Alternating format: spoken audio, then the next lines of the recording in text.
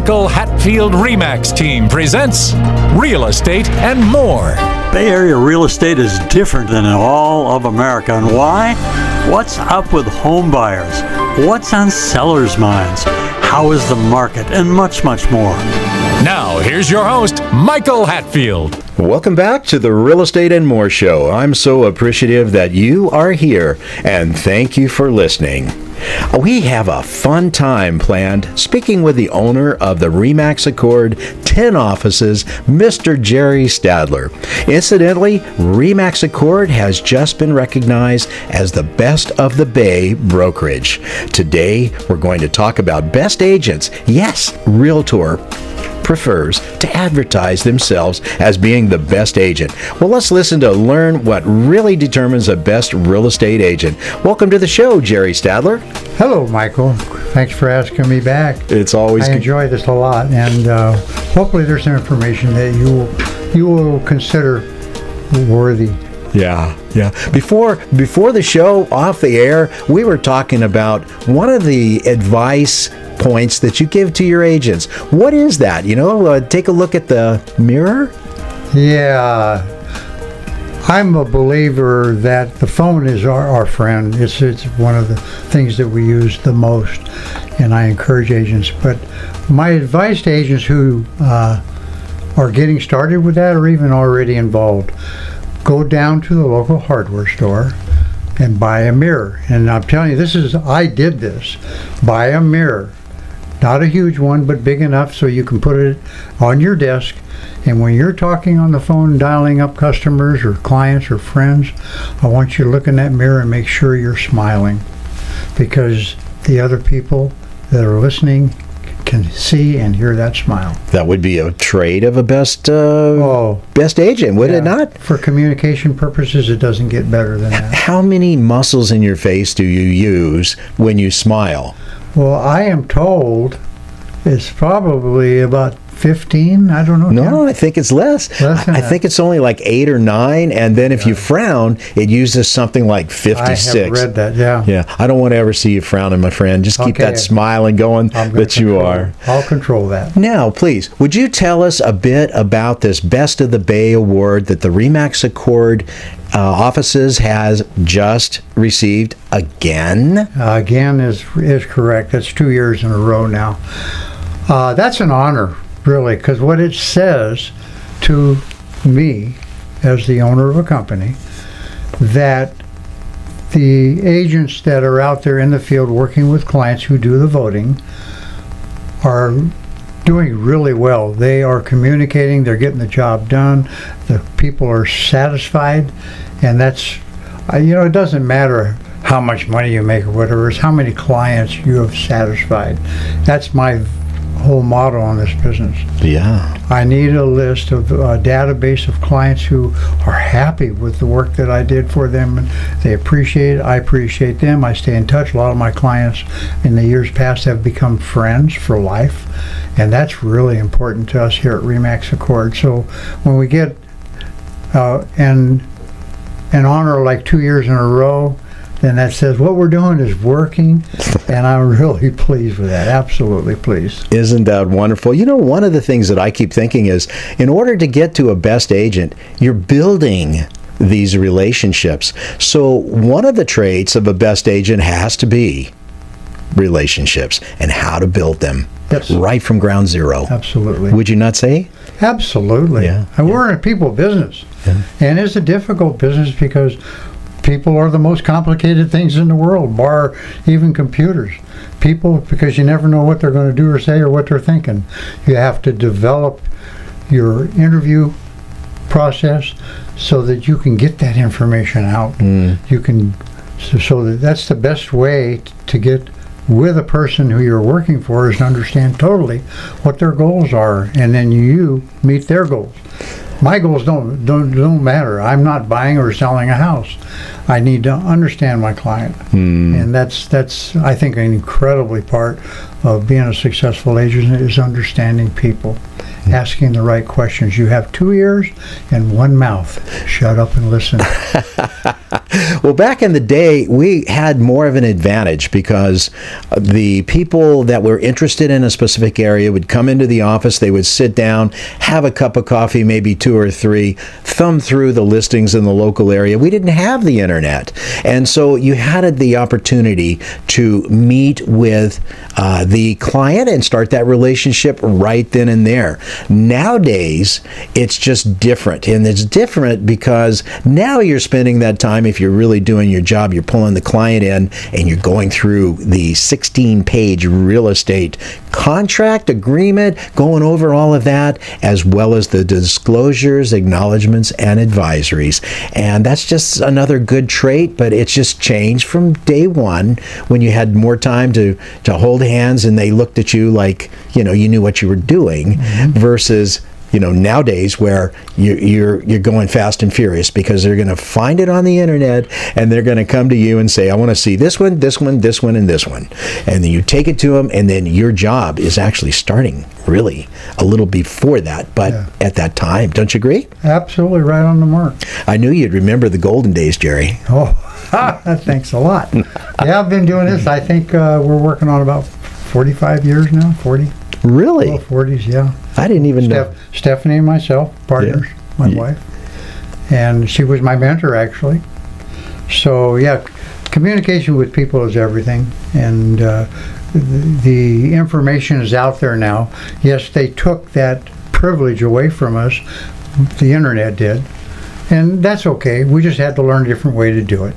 And so those meetings where we could share our knowledge in an office environment kind of went away, and now we talk on the phone, we do emails and WhatsApp and you name it, and but there's nothing better than a face-to-face meeting to really understand each other and get the point across. Your telephone is your next best bet. The emails and that, they're great, and getting information out there, but you don't really pick up the real true feeling of a client if you can't really see them. The flavor. And the information is great, no question about it. Sometimes I think it's coming at us in bandwidths that are hard to really stay with. Bill Gates said it years ago, and he says, what's the future look like? And he said, information at speed of light. That's what you're looking at. And was he ever correct? Yes. Everybody knows everything, and that's what, worldwide now. Yeah. Everybody knows what everybody's doing. Well, they think they know. Well, they think they know. Just as a comment, I see as a real estate agent constantly, I see a lot of information out there that's inaccurate, that is outdated, unedited. It has been slanted in a certain way. So that's when we use that time when we first meet the client, bring them in. Let's talk about how this process works, how the contract works. And it's a little bit different from the days ago that were one-page letter size, legal size contract called a deposit receipt. It's a lot different now, 16 pages and all of the disclosures and advisories. I like to sit them down and say, this is real. This is, you're not going to like what I tell you, but listen to what I tell you because we have that heartfelt desire to help you. Mm-hmm. Do you not agree? I absolutely agree. I'm a very visual person, and I assume that everybody around me is the same. I know sometimes you'll talk to, I look at professions like, is an engineer going to be treated differently than a person who works in a restaurant? Yes, because the mind concept of these individuals think differently. Mm. So, but yeah, having that conversation with a client where they can ask you questions, you can actually turn a paper around and point to a paragraph. So let's read that together. Fully understanding it makes the relationship so much better. Uh-huh. It really does. And well, you know how I always tend to refer to flying, because flying taught me so much as a youngster. It put a lot of my energies into thought processes, because to fly an airplane, you have to, first of all, control your own thought process to learn what you need to learn, then apply it in the most crazy office environment, the cockpit of a light airplane, and later on in a big airplane and a fast airplane. It takes a lot to do that. And I remember a fellow told me one time, I can tell if a guy can fly an airplane when I walk out to the airplane with him. Pretty interesting. And I know that when you do interviews with potential agents, that when you talk with them, you're seeing, did this person talk to me? Can she relate that she's a great person to me and make me want to do a deal with her? Do you not do that? Yes. One thing I'll be very clear about. I've been doing this for a long time. I've probably met with thousands of agents over my career. The truth of the matter is, underscored, you never know. You never know. I've seen agents that I thought would not do well rock the ship, just absolutely knock it out of the park. Other agents that I thought, oh my gosh, this is going to be a great agent, and they didn't turn out that way. It's not a personal fault of theirs or a negative. It's just this was the wrong career for them. They have a huge attribute. They just need to use it where it's more appropriate. We're going to take a short break. We'll be right back. Welcome to the Real Estate Minute with RE/MAX expert Michael Hatfield. Michael, what traits should we look for in selecting an agent? Look for a deal maker with a positive attitude who will work tirelessly for you. An agent who is adept in multiple offer situations, drafting contracts, marketing and advertising a client's home, is familiar with multiple cultures, experienced in mortgage financing, inspections, and escrow, is a huge asset to his client. What can you do as a plus for clients? Your agent is your eyes and your ears, one who works behind the scenes on your behalf, a great attitude, working well with others, and keeping clients' priorities number one is a given for us. Call 925-322-7775 now to schedule an appointment or complimentary home analysis. For excellence in real estate, call the Michael Hatfield RE/MAX team at 925-322-7775 or go to michaelhatfieldhomes.com. Now let's get back to Real Estate and More with your host, Michael Hatfield.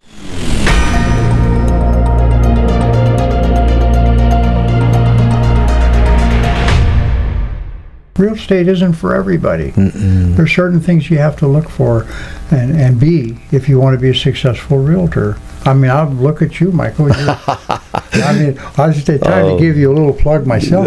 You don't have to do that. Your bandwidth is unbelievable, and your knowledge and speaking ability and client care is phenomenal. Well, and you're well respected because of that. Well, thank you for that. You know, you pick up things along the way, and this is why you make your friends the way that you do. If you look for characteristics that are positive and that really, really help, then I think a person will be successful. People told me that I couldn't do some of the things that I did. When I was a kid, I didn't have the money to pay for flight training. I wanted to be an airline pilot. And everyone said, oh, there's a fuel shortage. You're going to have to go in the military. You're going to have to do this. You're going to have to do that. But at the end of the day, you don't have what it takes. People will tell you that. And we had an agent that came to this office, whereas at a prior office, they said that you'll never be a real estate agent. He came here, he blew the doors off of it. You know exactly what I'm talking about. I know it because I met with him and I actually felt really bad because I really liked him. And when he told me what his previous broker told him, which was immediately, because he was talking to me now, getting ready to change companies. And I looked at him and I said, you know what? You and I are going to prove her so wrong. It's unbelievable. I'm going to work with you the best way I can. What little help you need. And you're right. He rocked the boat. And we did together, and mainly him, the agent, showed that other broker what they really missed out on. Oh, that's why you do such a great job with Oh, it. Yeah, you really do, Jerry. It really is. That was fun. Yeah. That was fun. Now, folks, I'm just going to make an input here. In the Bay Area, I'm going to say that there is a top agent network. It's called TAN. All of the top 2 to 3% of the top agents, are invited in to be part of this, and then they are allowed to collaborate a bit before the home gets in. They get the first information on a property, and it helps. If you have a property and you want to sell, it really works well to be part of this TAN network and to get it out there. And so, it works, and it's part of what we do at RE/MAX, which is even better. Being part of RE/MAX, you're part of the largest overall brokerage in the world. There's something like 7,800 offices and 150,000 agents worldwide, other countries. We have a network. We have an intranet. We have an internet. We have features. We have training. If you want to be part of the best of the Bay Brokerage, you need to talk to Mr. Jerry Stadtler. He's here at RE/MAX Accord, makes his home office out of the 10 here in Danville. Come look him up or just call us. We'll hook you up to do that. But we're going to continue on talking about best agents and their traits. What other traits, Mr. Stadtler, do you see with best agents? Okay. That's a great question, and there's no really formula to follow that's carved in granite, but I will tell you what's normal, what I look for. I have 3 pillars that I kind of evaluate an agent. I don't want to use the word judge because that's not what I do. I evaluate entry level, what we may do. But here are the 3 pillars. Number 1, got to have passion. You have to have passion. You really need to want this. And a lot of these have subtitles that fall underneath this category. Such as you have to like the business, you have to like people, you have to like homes. These are all a given. But it's not an easy business. People think that we just sign a contract and do and sell the house and rake in the money. Agents who are successful, they do well. They feed their family well. They offer their children the kind of benefits that we all want to give. The second pillar is they have to, in my eyes, have to have great work ethics. They have to be willing to roll up the sleeves and go to work. You will not be successful if you don't do the work. And there's a lot of subtitles under that one too. What is work? And then my last pillar is education. You have to be educated. You have to learn. There's so many different things in this business that you need to master. They don't have to be that complicated. The thing that complicated mainly, in my eyes, there's always a new kid on the block, if I can use that phrase. Oh, yeah. Somebody's always coming up with a better mousetrap. But the idea really, or the way I think about it, it's still a mousetrap. It is. It may be well for you. But You're talking brokerages, right? You're talking about AB brokerage or C or the big R or that kind of a thing. I got you. It is, and so if you build this, if you have these qualities and you can build on different things with the help of your broker and educational opportunities, you will do well. But, and I'll give you an example. My beloved wife, Stephanie.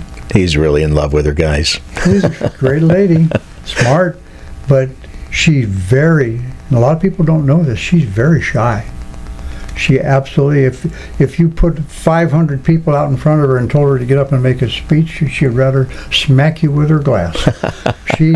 That's not who she is. She's very, very passive. And so, but she was driven. Understand, she was driven to success. She never wanted to be second place. She wants to win. And so she developed ways to do this business her way. which is totally okay because they're all individuals. And she catapulted herself into probably the top agent in this area for many, many years, particularly in Alamo, which is one of our markets. So it's hard to say what the qualifying is, but always look at the three pillars. If you're willing to do those, you got a great chance of doing really well. And I've always said this. We only have time, everybody has the same amount of time. And you hope that you use your time well, because if you don't, it's gone forever. You can't get it back. So I always tell agents, look, if you're going to be successful, it's a game. You have to play the game with all the intellect and all the training and all the passion that you can develop. But I'm asking you one thing when you play to win. There's no second place in this business. You either win or you don't. And the real top agents out there, they figured it out. They know how to win. That's because they've done these three pillars. They have catapulted themselves into respect and admiration about their business, not who they are. Their clients are the most important people to them. Okay. That's why they do well, because the clients really respect and trust them. You know, almost to a T, Nancy and I, we have them as clients, and I said, I'm sorry, by the time we get done with this, we're going to be friends. And you can expect that. And they kind of, a little bit restrained in their response to it, especially the younger generation. And then we do. Then we become friends after it. And they call for this. What do you think about that? Where do I find a painter? Where do I do this? You become part and ingrained in the life of your new friends, which are your clients. I think going back to the business side of things, with a real estate agent, as I think about it, once they have practiced it for a while, it's a practice, because when you get a license, that license it's very minimal. It does not prepare you for what you have to do out on the street, so to speak. Absolutely. So once you've been an experienced agent for some time, then there's another whole level on top of that. That one is where you become a marketing company. You become a marketing company to help the people and to provide more for them in a way that someone else isn't doing it. That's correct. There's opportunities left and right out there for agents who think they're doing a good job or don't care whether they're doing a good job or not. So there's opportunities out there. I tell agents, once you're licensed, and they say, where do I get my clients? And I said, from this day forward, everybody walking in front of you, behind you, on the phone, in their car, they're all potential clients. Every one of them. Don't let anything. It's walking down the path, turning over rocks, looking to see what's underneath them. Don't miss any rocks. Don't. You got to ask. I've always said this stage, and I'm full of a lot of these philosophical and I love them statements. But I said to people, if you now it just escaped me. Oh my God. No, it's your philosophical way of thinking about things. So I'm going to interrupt just for a second. As a real estate agent, you have to be very adept at communication, knowing value of the home, which takes some education on your part, how to price the home in a constantly fluctuating market. That could be an up market, a down market, could be a seller's market, could be a buyer's market, and how to prepare the home for the market, how to stage it, the inspections, what do they mean? What are Section 1 items? What are natural hazard disclosure reports? What about fire areas that may come up? Insurance in California. Marketing and advertising plan, how to get their property out in front of the greatest number of prospective buyers. Wow. How to show the home, how to negotiate with the other side on a sale, how to close that sale. I have a really good friend that is a real good closer. He's been in commercial real estate for a long time, and he's always critiquing me if he hears what I'm doing with a client, how to close the deal. Dealing with offers, shepherding through the escrow to the other side, and all of the other things that go with it. What about legal stuff? Do you remember that guy Marvin Starr, Jerry? Oh, Marvin and I were friends. Yeah. Total respect for Marvin. Oh my gosh, what a great guy. He was a great guy. Absolutely. You know, my mother was a real estate agent out in West County. I grew up in San Pablo, of all places. And she would go to the Board of Realtors marketing meetings or meetings that they'd have, and Marvin Starr would be talking. Now, just to let our viewers know and our listeners know, Marvin Starr actually founded Miller Starr and Regalia. Correct. And you find his name everywhere in the real estate code. And when I say real estate code, I'm talking about real estate law. And incidentally, that law was actually written over the last several decades. Marvin Starr had a lot of participation in doing that. But you got to know the laws, and not only do you have to deal with real estate law, but you also have to deal with the civil code, which is part of it. And so, kind of an interesting thing. I just wondered if you remembered him. Absolutely. I had the greatest respect for him. We actually got a chance to spend some time with him when we went to Hawaii once.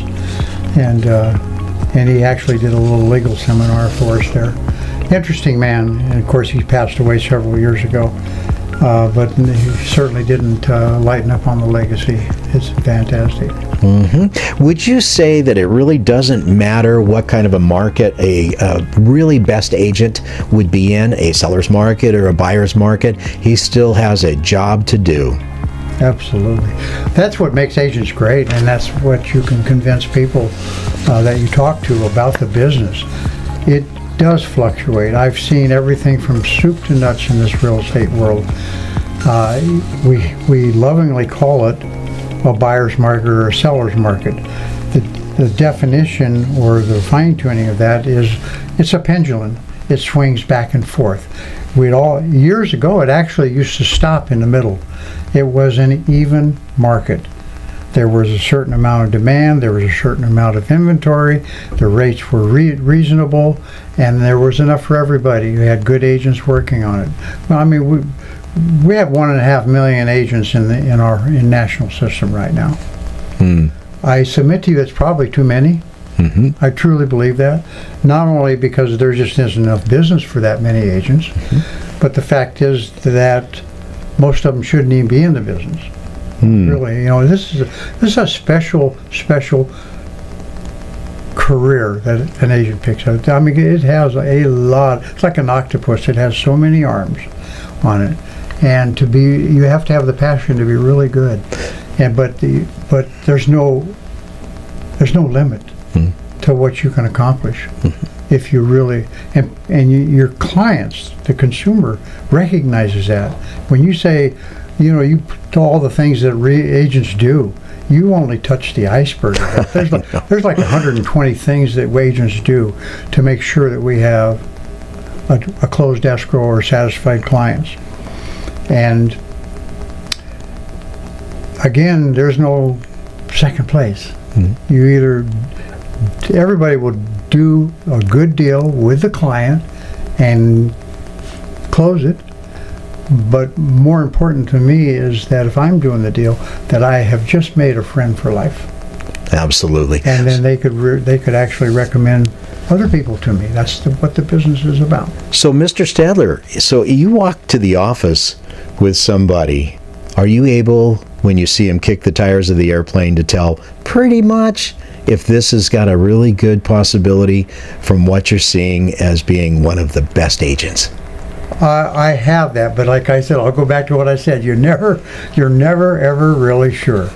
I tell you, let me elaborate a little bit on my wife. Had I interviewed her, I would have probably told her, she's really smart, but I don't think she's going to make it because she's not outgoing enough. I couldn't have been more wrong. I could not have been more wrong on that. So you look at the other qualities.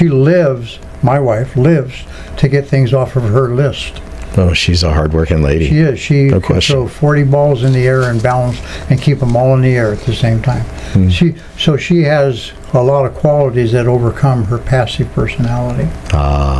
So, ladies and gentlemen, if you are interested as a real estate agent in working for the best of the Bay, RE/MAX Accord, for the second year in a row, by the way, call Mr. Jerry Stadtler. He's the guy to sit down and talk with, and he won't be too hard on you, I'm most certain.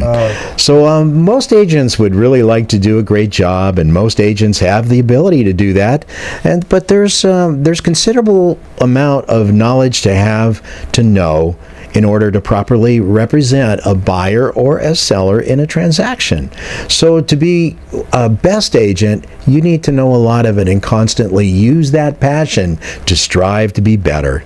So thank you, Mr. Stadtler, for being on the show again. You're becoming a frequent guest. I don't know if it's just that I like to look at you across the table and say, hey, this guy's a great guy, or what. But thank you for being on the show. You're welcome. I brought pillows today. If you bring me back, I'll bring a cot. There.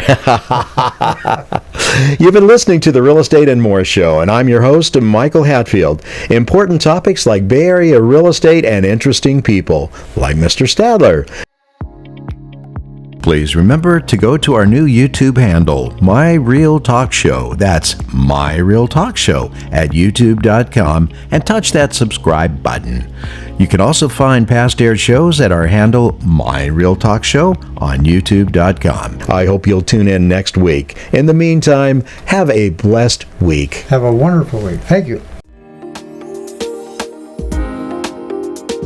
The views and opinions expressed are based on current economic and market conditions and are subject to change. Information on the show provided for illustrator purposes only and does not constitute professional or legal advice. Information from sources deemed reliable, but accuracy and completeness not guaranteed. Michael Hatfield and the Michael Hatfield RE/MAX team have no liability for information discussed on the show. Consult with qualified professionals prior to taking action.